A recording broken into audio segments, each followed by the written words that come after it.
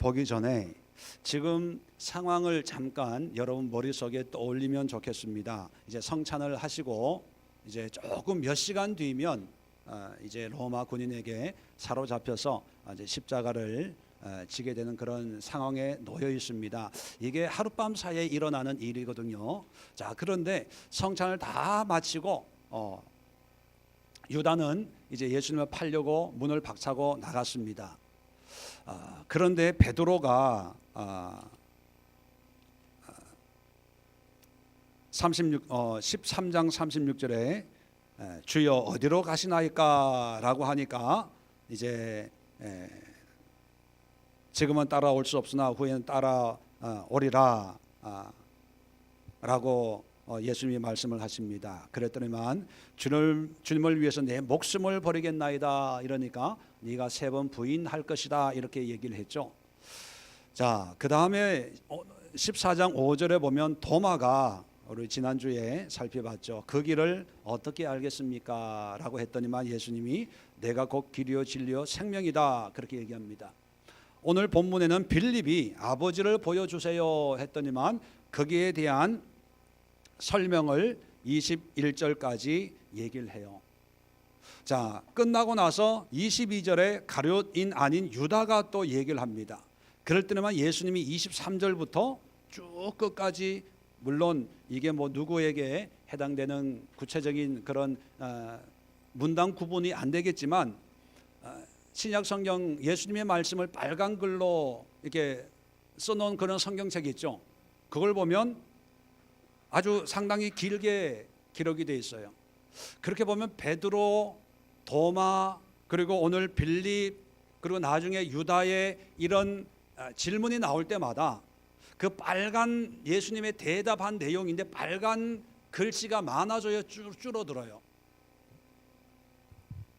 점점 많아져요. 그 얘기는 뭘까요? 한마디로 답답하다는 거예요. 답답하다는 거예요. 설명이 길면 답답한 거예요. 답답한 거. 베드로가 얘기할 때는 간단하게 끝나요.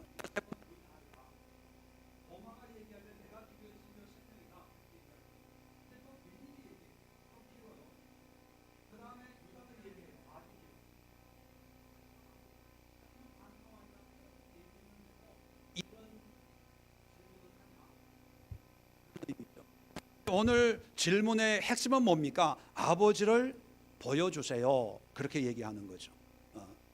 왜냐하면 7절에 예수님이 그런 말을 했거든요. 너희가 나를 알았더라면 내 아버지도 알았으리로다. 이제부터 너희가 그를 알았고 또 보았느니라. 하나님을 알았고 보았다 이렇게 얘기하니까 아버지를 보여주세요. 하나님을 보여달래요. 자, 여러분도 그런 기도 그런 마음 없으셨어요?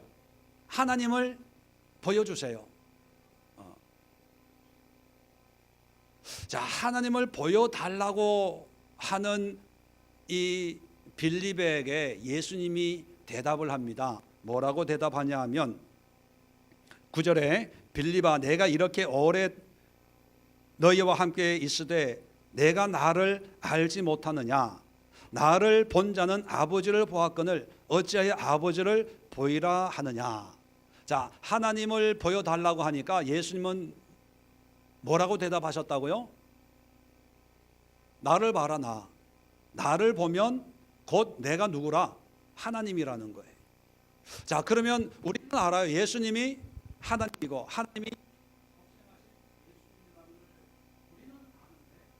제자는 알았어요? 몰랐어요? 몰라요. 따지고 보면 예수님이 3년 반 동안 계속해서 내가 메시아고 내가 하나님의 아들이고 또 내가 하나님이다 라고 하는 것을 끊임없이 말씀을 증거를 했을 텐데 왜 제자들은 하나님과 예수님을 따로따로 생각을 할까? 그리고 예수는 왜 나를 본 자는 하나님을 보았다고 얘기할까?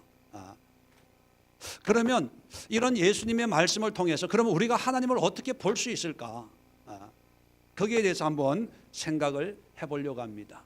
예수님이 뭐라고 얘기하냐 하면, 왜 나를 본 자는 아버지를 보았다고 얘기하냐 하면, 예수님이 하나님이기 때문에 이런 어떤 그런 명제를 가지고 말씀하는 게 아니라 합당한 이유를 댑니다. 10절에 내가 아버지 안에 거하고 아버지는 내 안에 계신 것을 내가 믿지 아니하느냐.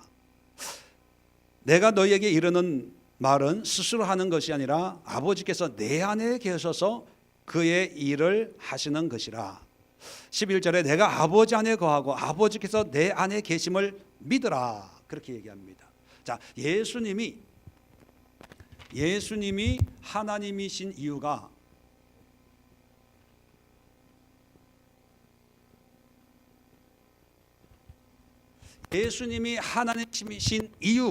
물론 신학적으로 예수님이 하나님의 육체를 입고 오신 분이기 때문에 이런 신학적인 얘기를 하는 게 아니라, 이 제자들에게 뭐 그런 신학이 필요하겠습니까? 예수님이 하나님이고 예수님을 본 자는 하나님을 보았고 하나님을 보고 싶으면 나를 봐라, 그렇게 얘기하잖아요. 그러면 이렇게 말씀하시는 근거가 뭡니까? 근거가 어디에 있기 때문에 이렇게 얘기하는 거예요? 에? 안에. 성경 보세요. 내가 아버지 안에 거하고 아버지는 내 안에 계신 것, 거하는 것을 믿어라, 그거예요. 또 계속해서 11절에 내가 아버지 안에 거하고 아버지께서 내 안에 계심을 믿으라는 거예요. 10절의 얘기나 11절의 똑같은 얘기를 반복하는 거예요. 핵심은 뭐냐면 예수님이 하나님 안에 뭐 하고요? 거하고, 하나님이 예수님 안에 거함 또는 계심. 그렇기 때문에 예수님을 보는 것이 하나님을 보는 거라는 거예요. 자, 그러면 이런 관계는 예수님만 해당되는 거예요. 예수님을 지우고 김재원,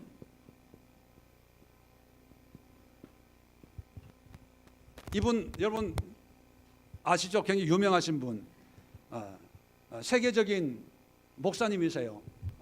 모르시는 분을 위해서 제가 잠깐 설명을 드렸는데, 하여튼 이분이 계시는데, 이분이 하나님 안에 거하고 하나님이 이분 안에 거하면 이분을 보면 누구를 볼 수 있다고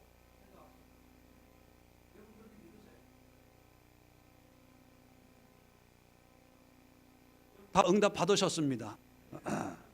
자, 이분 말고 여기다가 원정범, 이분 누군지 모르시죠? 알 필요 없어요. 원정범 집사님이 하나님 안에 거해요.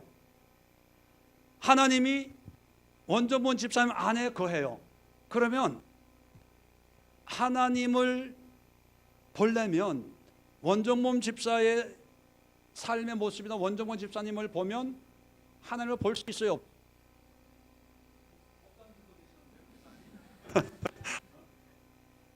여기에다가 여러분의 이름을 넣어보세요. 여러분의 이름을 아무개, 전재철, 박옥희, 황성분 다 넣어보세요. 여러분이 하나님 안에 거하고 하나님이 여러분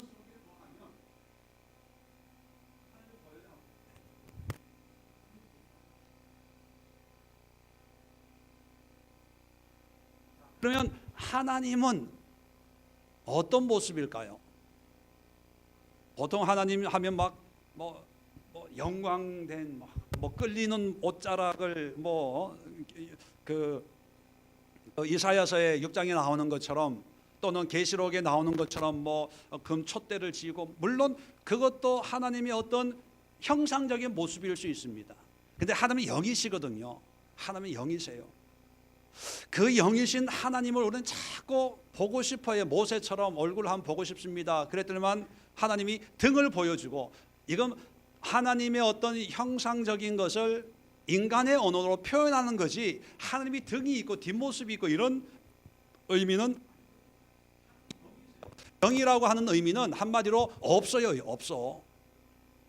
그러니까 하나님의 형상을, 하나님을 보여주세요라고 하는 것은 우리 인간이 가지고 있는 그런 언어로 그냥 어떤 형상적인 것을 보고 싶어하는 그런 우리의 욕심이지요. 하나님은 어떤 형상이 있는 게 아니라 하나님은 모든 형상을 가질 수 있어요. 그런데 하나님 안에 거하고, 하나님이,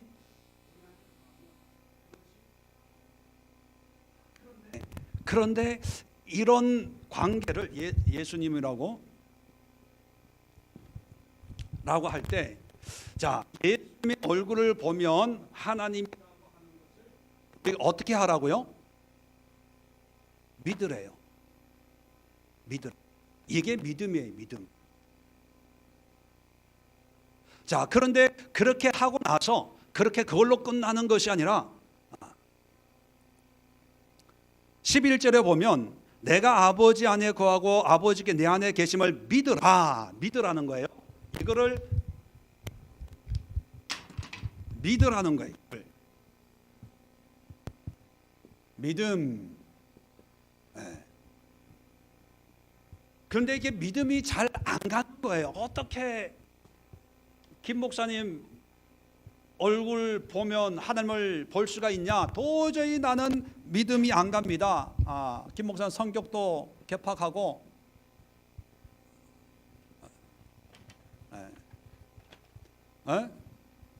생긴 건 나보다 좀 잘생겼는데 도저히 나는 신뢰가 안 갑니다 라고 만약 그러면 그 다음에 나오죠.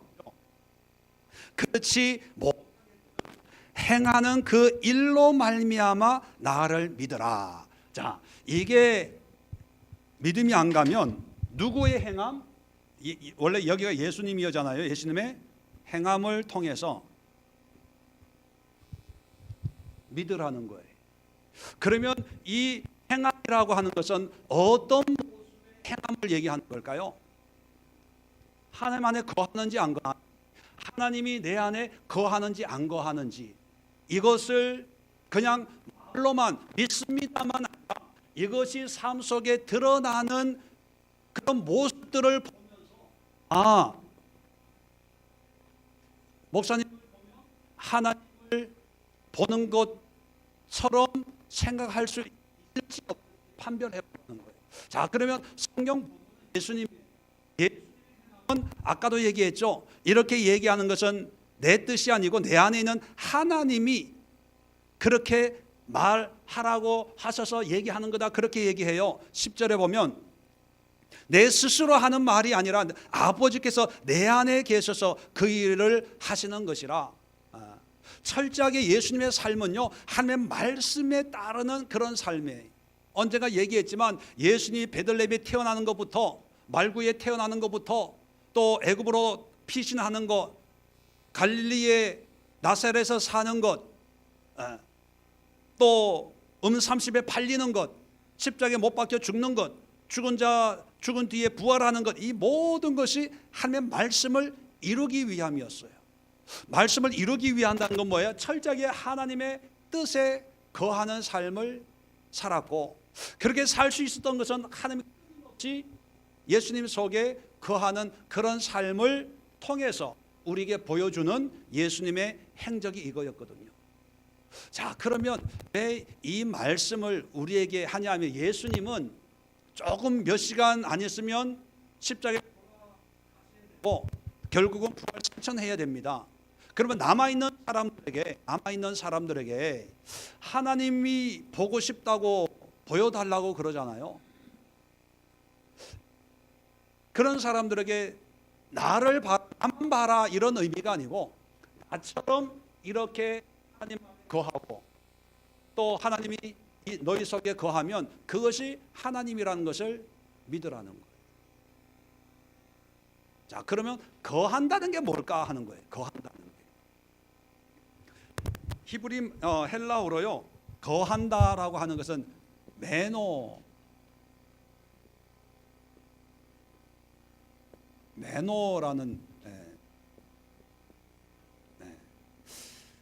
그 미국에 가면 혹시 여러분 메노나이트라고 하는 그 기독교 종파가 있어요. 이 메노나이트라고 하는 사람들은 그 말씀대로 사는 사람이에요. 그 아미시라고 그 제가 살고 있던 그 미국의 뉴저지에서 좀 1시간 반, 2시간 가면 펜실바니아 주에 아미시라고 하는 사람들이 사는데 지금 또 농사를 짓는데 말이나 나귀가 끄는 그런 마차 타고 다니고 검은 옷 입고 모자 쓰고 수염 이렇게 길러요. 이분들은 자급자족해요. 전기도 없어요. 전기도. 옷도요 자기네들이 직접 이렇게 옷을 짜가지고 입어요. 비폭력 뭐 영화도 이렇게 나와 있고 그러는데 이 아미시 철저하게 세상 문물은 거부하고 이 사람들은 군대도 안 가요. 학교도 자기네 아미시 학교에서만 미국 법으로 허락을 해줬어요. 그 아미시라고 하는 그 사람들이 뭐냐면 메노나이트. 메노라는 뜻이 뭐냐면 어디에 머문다, 거한다, 지킨다, 순종한다, 준수한다 그런 뜻을 가지고 있어요. 메노라는 게. 그래서 메노하는 사람들, 철저하게 말씀대로 지키는 사람들 그런 의미를 가지고 있는 거죠. 자, 메노라는 게 그런 의미, 거하는 거예요. 말씀에. 그러니까 나의 유익을 구하는 것이 아니고 철저하게 하나님의 유익을 구하는 거죠. 반대로 하나님도 우리에게 매노하는 거예요. 하나님도 철저하게 우리의 생각과 마음을 하나님의 뜻으로 살 수 있도록 하는 이런 상호작용을 할 때 하나님의 모습이 바로 누구의 모습이다? 우리의 모습이 되는 거예요. 자, 이런 관계를 나중에 15장에 보면 포도나무의 비유를 듭니다. 우리가 잘 알고 있는. 자, 시간이 없어서 다는 안 읽겠습니다. 자, 포도나무의 비유를 들면서 4절 보세요. 내 안에 거하라, 나도 너희 안에 거하리라. 거한다는 이 단어가 바로 매노예요. 매노. 자, 5절에도 보면 나는 포도나무여 너희는 가지라. 그가 내 안에 내가 그 안에 거하면, 이것도 매노예요. 원어로 보면. 6절에도 보면 내가 사람이 내 안에 거하지 아니하면, 자, 가지가 나무에 붙어 있는 것처럼 딱 붙어 있는 것이 거하는 건데, 거하지 아니하면 어떻게 된다고요? 가지처럼 밖에 버려져 마르나니. 자, 7절에도 보면 너희가 내 안에 거하고 내 말이 너희 안에 거하면, 거한다는 거예요. 자, 16절에도 보면 매노라는 단어가 쓰여졌는데 자세히 한번 보세요. 너희가 나를 택한 것이 아니요 내가 너희를 택하여 세웠나니 이는 너희로 가서 열매를 맺게 하고 또 너희 열매가 항상 있게 하여 내 이름으로 아버지께 무엇을 구하든지 다 받게 하려 함이라. 자, 여기서 매노는 어떻게 번역이 되어 있을까요? 한국 성경에 매노는 어떻게 번역이 되어 있을까요? 열매가 항상 있게 하여, 있다라는 의미의 매노예요. 열매가 맺힌다는 거예요. 자, 이 거한다는 의미를 비유로 설명을 해주는 거예요. 설명을. 우리가 거한다 그러면 너무 막연하잖아요. 그런데 포도나무를 한번 머릿속에 그려보세요. 가지가 있어요. 가지가 나뭇가지에 붙어 있는 것을 거한다는 표현을 쓴다는 거죠. 자, 그래서 이 나뭇가지가 붙어 있으면 열매가 많이 맺히겠죠. 포도나무가 주렁주렁. 그런데 거하지 않으면 어떻게 돼요? 말라가지고 죽어버려요. 열매를 맺을 수가 없습니다. 나중에는 농부가 이게 가지를 이렇게 잘라줘요. 결국 이게 불쏘시개로 사용되는 거죠. 자, 그걸 생각하면, 자, 우리가 하나님 앞에 거한다는 것은 포도나무 가지가 줄기에 붙어 있는 거예요.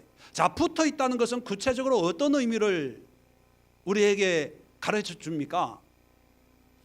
열매의 능력이 가지로부터 임하는 거예요? 나무로부터 임하는 거예요? 나무로부터 임하는 거기 때문에 붙어 있다는 그 전제는 사실 모양 형상에 어떤 붙어 있는 것이 중요한 게 아니라 뭐가 오고 가고 해야 되는 거예요? 영양분이, 물이 올라오고 또 영양분이 땅에서 올라오고 또 뭐 물도 올라오고 나무 힘없는 어떤 그 유기적인 생리적인 작용을 하고 또 광합성 뭐 이런 걸 통해 가지고 또 나무와 어떤 유기적인 그런 관계를 유무상통한 그런 관계성을 이루고 있을 때 그 가지가 붙어 있다, 또 그 가지가 열매 맺는다, 이런 의미라는 거예요. 이게 매너예요. 매너.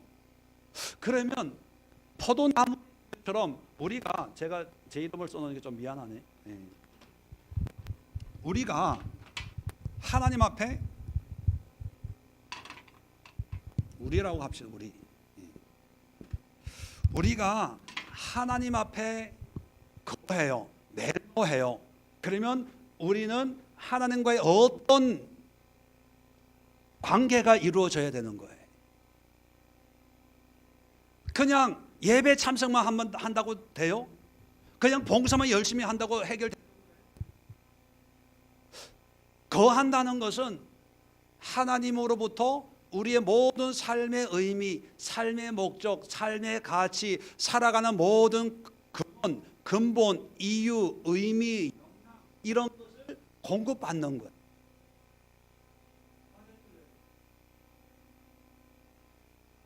모양만 붙어 있으면 그냥 붙어 있지만 시간이 지나면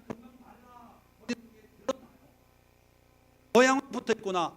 그래서 나중에 여기 성경 15장에 보면 깨끗게 하느니라, 농부가 2절에 물은 내게 붙어 있어 열매를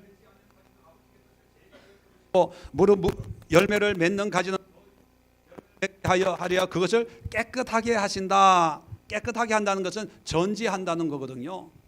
그러니까 우리가 어떤 형식적으로, 형태적으로, 모양과 모습으로 하나님 앞에 붙어 있고 믿음 생활하고 신앙 생활하고 교회 생활하고 하는 이거의 매너가 아니에요. 그런 사람들을 보면서 하나님이 보여요, 안 보여요? 안 보여요. 이게 누구의 모습이다? 이게 누구의 모습이에요? 하여튼 알아서 생각하세요. 그런데 예수님이 우리에게 가르쳐 주시는 것은 하나님을 보려고 이곳저곳 다니지 말라는 거예요. 하나님을 체험하려고 이 기도원 저 기도원 다니지 말라는 거예요. 하나님을 경험하려고 여기 안수받고 저기 안수받고 할 필요가 없다는 거예요. 하나님을 볼 수가 있고 또 어떤 임재를 경험할 수가 있는데, 그것은 뭐냐면 누구든지 하나님 안에 거하면 돼요. 근데 이 거하는 것이 그냥 부흥 집회에, 기도원에 앉아 있는 것이 아니라 내 삶의 모든 원인과 이유와 삶의 의미가 하나님으로부터 하나님이 나에게 이런 걸 원하니까 내가 이렇게 해야지 라고 할 때, 정말 내 마음 같아서는 이 사람한테 미안하다, 사랑한다 얘기하고 싶지가 않아요. 하는 꼴을 보면 정말로 미워 죽겠어. 그런데 기도하는 가운데 하나님께서 사랑하는 내 아들아, 딸아, 너 그렇게 마음이 좁아서 되겠냐? 네가 가서 네가 먼저 은혜 받은 사람이니까 네가 가서 손을 내밀고 품어줘라, 사랑한다고 얘기해줘라. 그런 감동이 왔어요. 마음 같아서는 안 하고 싶은데 이 말씀에 순종을 해서 집사님, 권사님 미안해요 라고 할 때 그 얼굴이 누구의 얼굴이다? 하나님의 얼굴.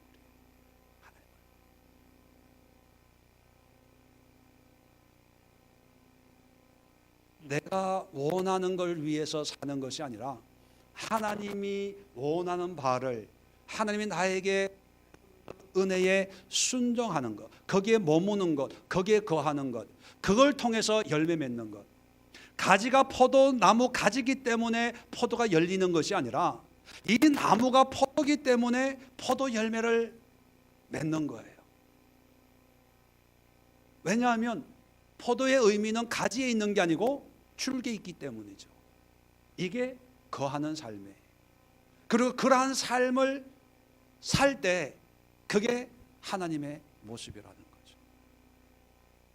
그런데 오늘날 우리들의 신앙의 모습은 하나님을 얘기하고 그리스도의 모습을 닮아가는 어떤 성도의 모습, 우리 크리스찬이라고 그렇게 얘기하지 않습니까? 그런데 오늘날 크리스찬 또는 성도, 하나님의 자녀, 하나님의 백성이라고 말은 하지만 대부분이 뭐냐 하면 붙어있는 모양을 보고 교회 다녀? 성도. 기독교 기독교? 그러면 크리스찬. 다 그랬다는 거예요. 정작 붙어는 있지만 어떤 거함, 매너, 하나님의 영양분, 하나님이 주시는 그런 영적인 수분, 영적인 말씀, 영적인 은혜로 살아가는 삶이 아니기 때문에 붙어는 있지만 어떻게 그 가지가 살아요, 죽어요? 죽는 거, 비실비실하는 거예요. 열매가 안 나타나는 거예요. 10년, 20년 신앙생활 해도 믿음의 열매가 안 나타나는 거예요. 그래가지고 같이 사는 아내가 남편을 봐도 믿는 것 같지 않아? 자녀들이 부모를 봐도 믿는 부모 같지 않아요? 이런 형국이 돼버린 거예요. 왜요? 그런데 본인들은 종교란에는 뭐를 체크해요? 기독교, 크리스찬, 내가 집사인데, 장로인데, 목사인데, 전도사인데 뭐 그래요. 그런 거는 나중에 농부는 하나님을 얘기하는 거거든요. 상징하죠. 농부가 와서 어떻게 한다고요? 잘라버린대. 자, 그런데 문제는 뭐냐면 오늘 성경 본문에는 없는데 다음에 나오는데, 자, 그러면 하나님은 우리에게 거하냐는 거예요. 하나님은. 예수님은 하나님의 말씀으로, 하나님의 뜻으로 그렇게 순종하고 살았어요. 우리는 인정해요. 하나님이니까. 근데 우리는 예수님이 아니잖아요.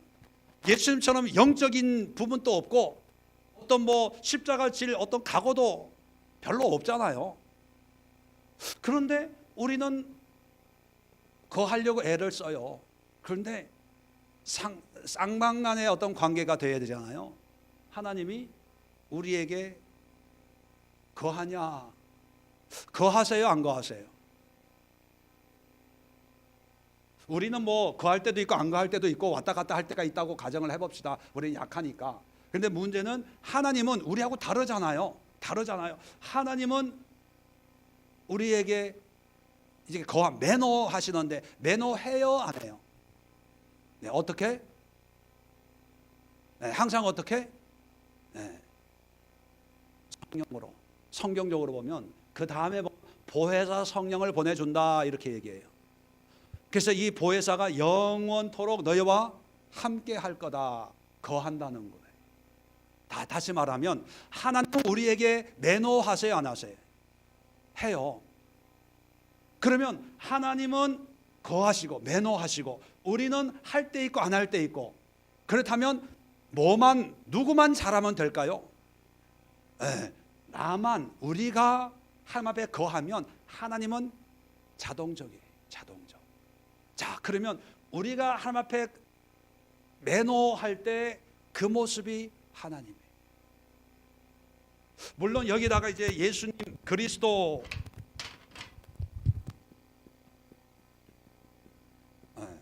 하나님이나 그리스도가 같죠. 자, 그러면 우리가 예수님 안에 거할 때 비로소 뭐가 된다? 크리스찬이 된다는, 그리스도인. 다시 정리하면 그리스도인이란 교회, 신앙의 어떤 종교적인 것에 붙어있는 모양과 모습이 아니라 그리스도로 말미암는 삶의 의미와 어떤 동기와 계기와 이유와 목적으로 하나님의 뜻에, 그리스도의 뜻에 매너하는 그런 사람이 그리스도인들이에요. 그게 성도예요. 자, 그러면 그렇게 살면 예수님을 어디서 찾을 수 있다고요? 우리 안에, 내 안에서. 그러니까 빌립이 하나님을 보여주세요 하는 이 질문을 받았을 때 예수님은 열받은 거예요. 화가 나는 거예요. 우리도 이렇게 제가 설명하는 거 알잖아요. 근데 빌립이나 이런 제자 3년 반 동안이나 쫓아다니면서 성경의 복음서에 기록 안 된 것도 얼마나 많은 그런 말씀과 기적과 이적을 행했겠어요. 그런데 내가 조금 몇 시간 안 있으면 내가 죽어야 되거든요. 그런데 하늘을 보여주세요 하니까 이게 열받는 거죠. 이게 갈 수도 없고 안 갈 수도 없고. 저는 예수님의 이 마음을 100% 알지는 못하지만 그런 이 문맥상의 흐름을 보면서 알면 이게 우리의 모습이구나, 우리의 모습이구나. 얼마나 우리가 미련하고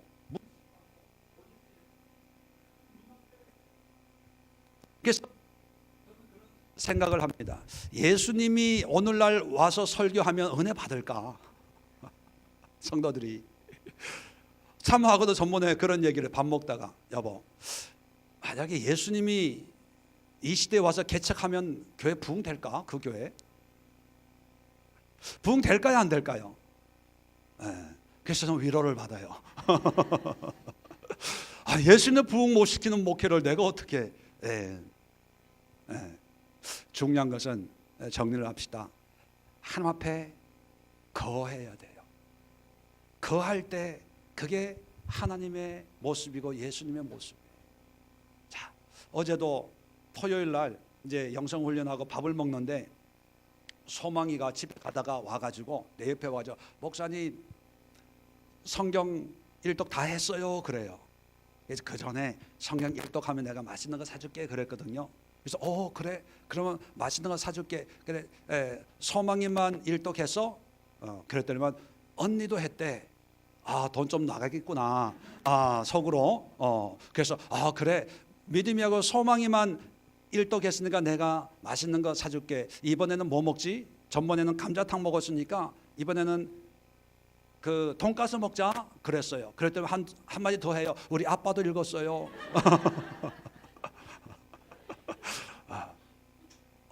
속에 철렁했죠. 1인분이 더 나가는구나. 그래서 엄마는 그랬더니 엄마는 아니래.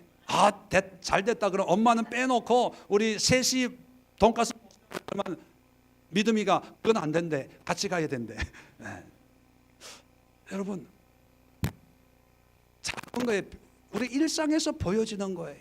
아이가 그냥 성경을 다 읽었어요. 무슨 성경을 읽고 어떤 은혜를 받았는지 그건 중요하지 않아요. 중요한 것은 하나님의 말씀에 그냥 순종해서 성경을 일독했어요 할 때 저는 그 모습에서 하나님의 모습을 보는 거예요.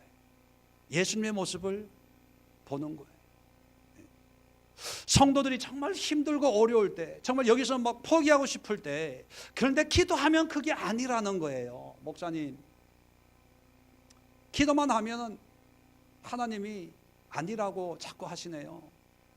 그래서 내가 좀 더 참아볼래요? 인내해 볼래요? 좀 더 기다려 볼래요? 할 때 그 모습이, 물론 그 얼굴은 막 피곤이 상접하고 막 문제에 시달리고 막 화장도 안 먹어야 화장이 뜨고 막 머리도 안 감아가지고 막 하고 교회에서 뭐 처리하고 기도하고 해가지고 막 까치집을 짓고 있어도 그 모습이 바로 예수님, 하나님의 모습.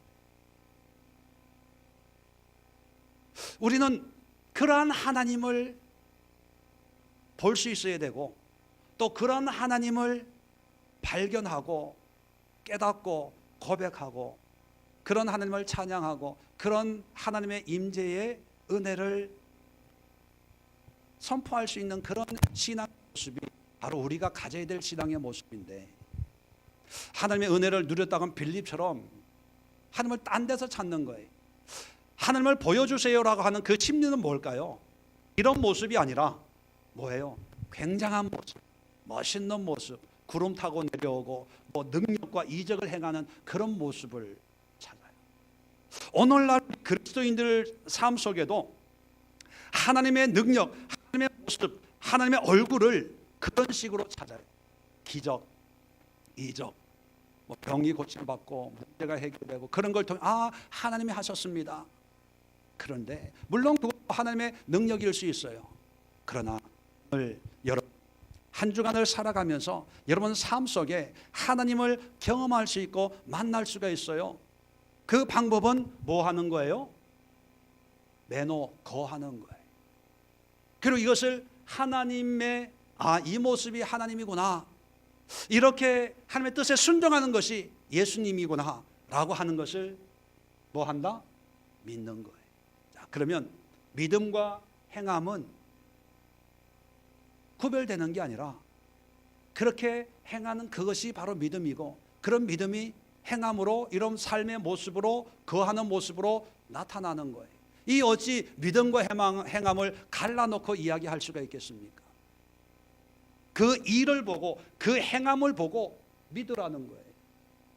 왜? 이 자체로는 믿음이 안 생기면 행하는 삶을 보고 믿으라는 거예요. 자, 그렇다면 여러분 한 사람 한 사람의 신앙의 정도나 상태가 중요한 게 아니에요. 세례 받았나 안 받았나, 직분이 뭐냐, 그게 중요한 게 아니에요. 어떻게 하면 여러분의 얼굴을 통해서, 여러분의 삶을 통해서 예수님, 하나님의 얼굴을 사람들에게 보여줄 수 있을까요? 어떻게 하면? 기도 받고 뭐 은사 받고 안수 받고, 여러분이 하나님의 말씀에 뭐 한다? 하면 믿는 분이 있거든요. 하나님 얼굴 보여주세요. 그 얼굴이 어떤 얼굴? 하나님의 말씀에 거하는 삶을 보여주세요. 옆구리 찌르지 말고. 윤상석 집사가 하나님 앞에 거하는 그 모습이 바로 하나님의 모습이에요. 윤 집사님이 그거를 아들에게 보여줄 수, 강희에게 보여줄 수가 있고, 시월드에 보여줄 수가, 시월드가 아니죠, 처월드, 처월드에 보여줄 수가 있는 거예요. 이게 어려운 게 아니에요. 단지 사람들은 그걸 보고 하나님을 발견을 못하는 불신앙, 불순종에 살고 있기 때문이지, 하나님은 알아주신다는 거죠. 그러니까 앞으로는 빌립처럼 하나님 이런 얘기 해요. 하지 마세요. 하나님을 자기 얼굴에서 드러내시고, 또는 다른 사람을 통해서 그걸 하나님의 얼굴이라고 믿음으로 바라볼 수 있어야 돼요. 이해되시면 아멘. 네, 그래서 오늘 한 주간 또 하나님과 매너, 하나님에게, 하나님 안에 거하는 그런 삶을 살아갈 수 있기를 주의 이름으로 축원을 드립니다. 기도합니다. 좋으신 하나님,